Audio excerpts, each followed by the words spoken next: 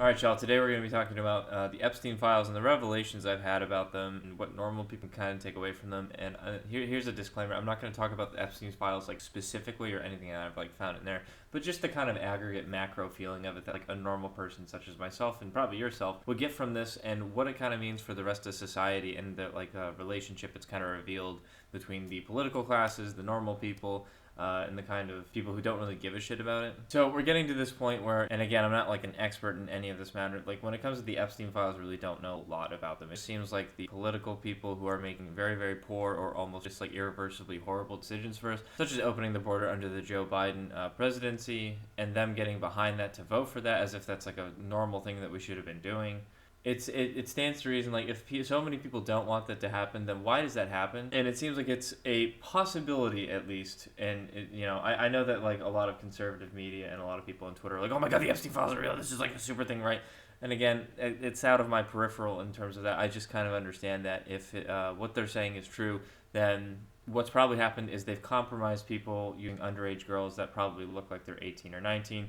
They go to Epstein's island, these important famous people or like politicians.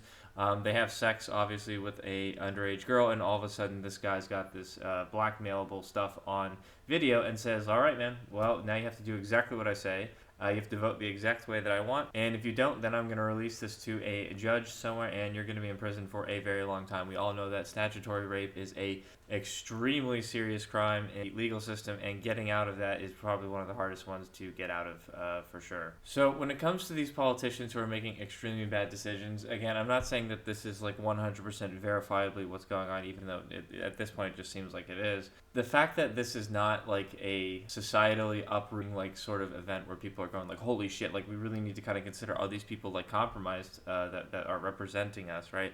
And again, this is kind of playing into the whole system of like, oh, let's pretend that like politics and politicians and lobbying and all this is like real and there's nothing like exterior behind the scenes going on, right? Well, the fact that like people's true colors, just like with COVID, have been shown at this point, it's like the people who think that this is like not even worth thinking about and this doesn't have any sort of like real consequences, or the system isn't like influenced by this in any way, and this is just like meaningless because they just hear about Epstein sometimes on like the news and then that's it, they don't think about it ever again, without realizing what it could possibly imply, is kind of showing that they have bigger priorities in their life. And one would think that if someone was compromised, and a lot of our representatives are compromised making horrible decisions on our behalf, not because they're choosing to do so free will, but because someone has a gun pointed to their head saying you're going to go to jail or else, it speaks volumes that they would rather like look at porn or like fucking video games or go on Instagram for hours at a time rather than look at the reality of the situation, which is like this is a very, very real possibility and it's quite scary. So this is where I want to go with this realization right now, is all of that stuff is kind of like the paradigm that we've got, right? But the bigger paradigm that I had on a walk yesterday I was thinking about was the people who don't care about this, and they didn't care about whether like the response to COVID was right or not, and how we got sold alive. We basically shut down society, at least in some states. And the fact that they weren't outraged, it's kind of starting to seem like there's two completely almost different like alien species walking the planet at this point, or at least in the United States.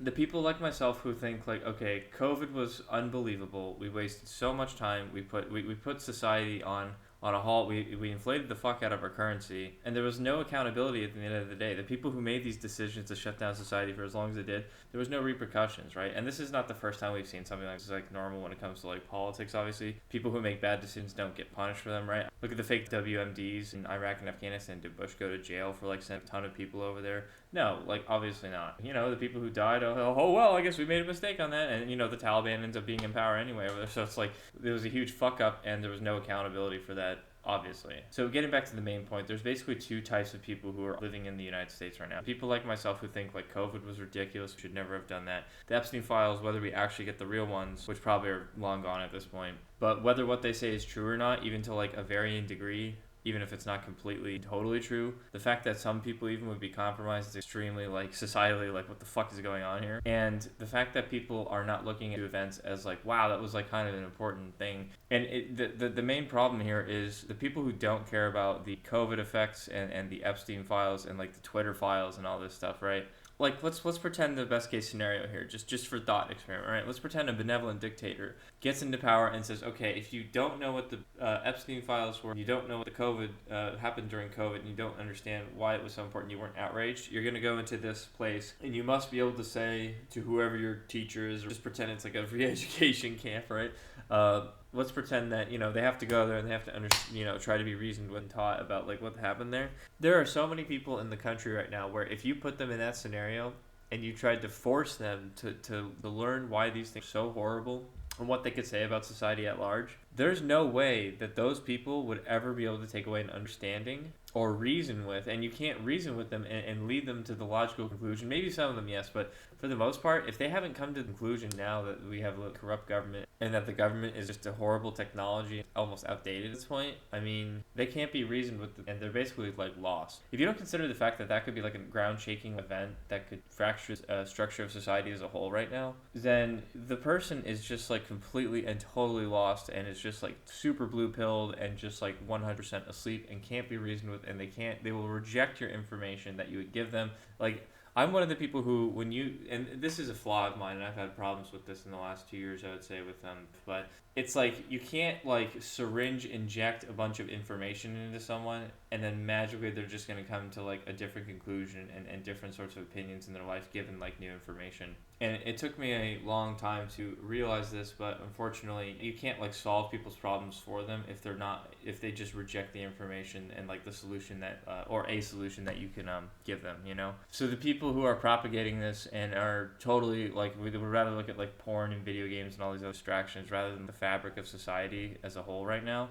Like, dude, they're just completely lost, and not only are they lost, they're, like, actively working as, like, a different species. It's, like, the capabilities that I feel like my brain has compared to theirs is, it's, like, two different, or, like, evolved species at this point. It's wild to me. And, again, I know that there's always, like, genetics involved with intelligence, but, like, at this point, it really does seem like it's an entirely different species walking amongst us, and the crazier part is you can't relate to it, right? Because these sorts of things, as a man, it's always your job to kind of look at the long-term consequences and things where society's going, and you should be aware of those things. And especially in older days when men got drafted, and they would be extremely involved with that sort of thing because it's going to be their lives on the line. So if you're going to go to war, you might as well make sure that it's like an actual war that's worth fighting. Otherwise, there's no point, and you're not going to put your life on the line for that, right? But at this point, it's impossible to relate to that other side. And I've talked about civil war at length on this channel before, and I'm not taking back the fact that I think the war is possible, and I don't know if it's going to be in the next 2 or 3 years, but I don't know if it's going to be like a civil war, at least like overtly.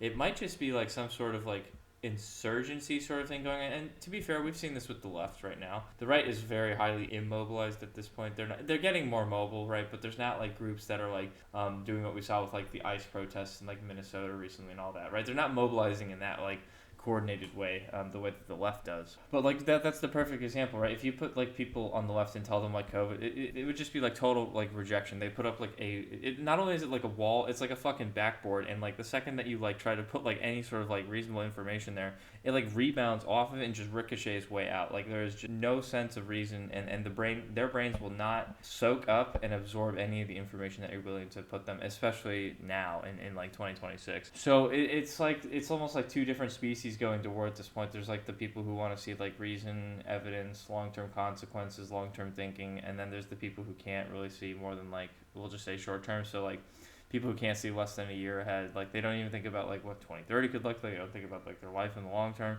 They kind of just think they'll be young for forever, and it's amazing to me that the disparity between these two sets of like people is as large as it is within the same like group of like Homo sapiens, we'll say, like the people who are like blue pill at this point, it is borderline like a rootkit you could put like a rootkit into a computer, and if you've ever dealt with a rootkit in a computer, it's a fucking huge pain in the ass to get it out, right? It's like a non-reality rootkit being in someone's computer, and you're trying to remove it while they're actively trying to play defense on you and make sure that it doesn't get removed. So not only are they like rejecting information, they're actively resisting any sort of reason or information that could change their viewpoint. And to be fair, the world has probably always been this way, or granted, in the 21st century we live completely different lives than anyone else ever has in the prior hundreds of generations, really. But there's probably been a fair amount of this on a much, much, much smaller scale, but largely, but I would say it's been at large for most of human beings. It's gotten way more complex because we have a far more complex, intertwined society today. So that's kind of what I've come to the